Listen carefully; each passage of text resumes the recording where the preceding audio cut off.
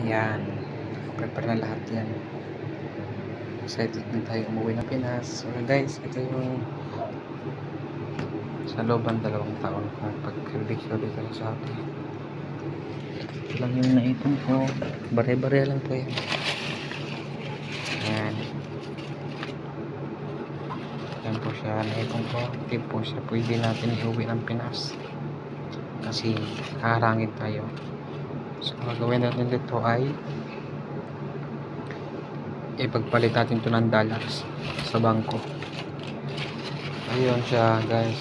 So medyo marami-rami siya. Marami nito. Bare-bare lang naman ito. Yun, excited na tayong umuwi.